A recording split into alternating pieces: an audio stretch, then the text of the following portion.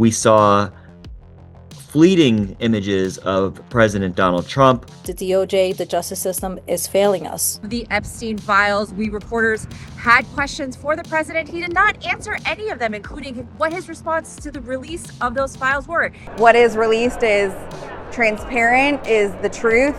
What are they releasing? It's a bunch of pages that are blacked out. It's very disappointing. And Americans just aren't that confident that they're going to be able to make progress on the issues that matter most to them in 2026. The longer they kind of wait, the more kind of flame and the more gasoline gets poured on the situation, and the more light it continues to shed. This is not the end of this journey. This is merely the beginning of what could be a very lengthy process. So here we are right where we started. The Justice Department has begun releasing its files on the late financier and sex offender Jeffrey Epstein, but as the release was happening, it became clear immediately that this was just the beginning of the disclosure of documents from the Justice Department.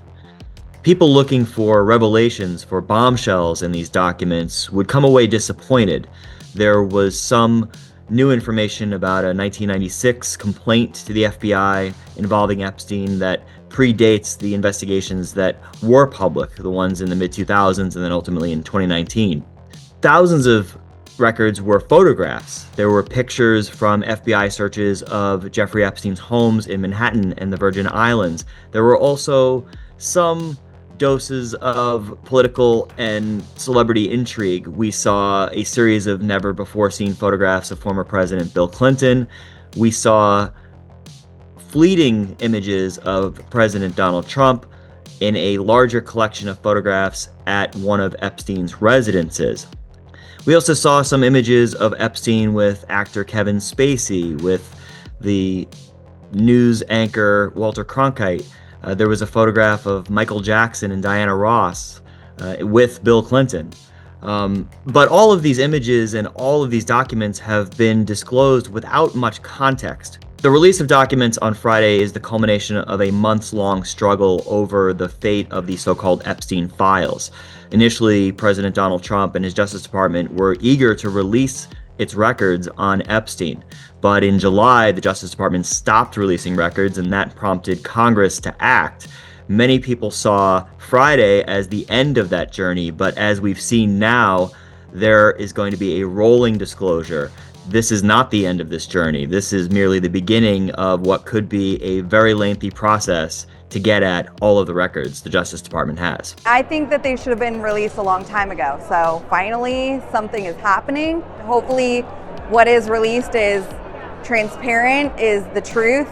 What are they releasing? It's a bunch of pages that are blacked out. It's very disappointing. I don't think we're ever going to see anything. So we're going to release files of the most wealthiest, most famous people in the world. It's not going to happen.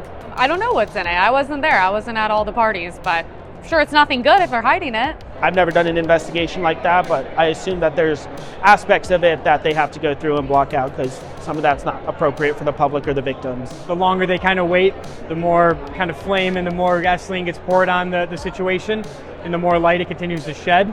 It's not going to go away. People are going to continue to bring up the topic. So I think it does need to be addressed and appointed here very quickly, but also there's bigger concerns at hand that I'm more worried about.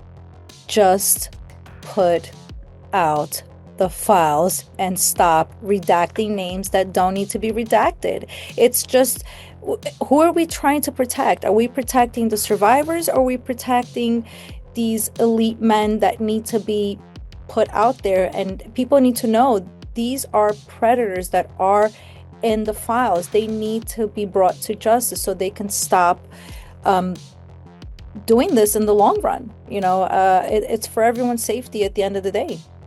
I haven't gone through all of it, so I don't want to speak, I don't want to say the wrong things, but I do understand that also a lot of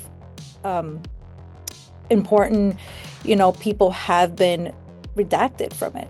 And the whole process of being transparent was to only redact the survivors and the victims' names. So here we are right where we started with the first files. These names that need to be put out there, people need to know about these people, have been redacted. So it's a little bit confusing. I feel like, again, the DOJ, the justice system, is failing us. Americans have grown more worried about healthcare since this time last year, according to a new AP NORC poll. We asked more than 1,000 respondents to tell us, in their own words, what issues they want the federal government to be focused on going into 2026. About 4 in 10 mentioned healthcare or health-related issues, which is up from 33% last year. And Americans are still focused on immigration. 44% mentioned that as an issue for government to focus on, which is roughly in line with last year. What has changed on immigration is that Democrats have grown more likely to cite it as an issue, and Republicans have grown less likely to mention it. When we talked to respondents, we heard a lot about an issue that keeps coming up: cost of living and high prices. About 1/3 mentioned that as something that government needs to prioritize in the new year. All of these issues create a pretty tall order for the government, and Americans just aren't that confident that they're going to be able to make progress on the issues that matter most to them in 2026.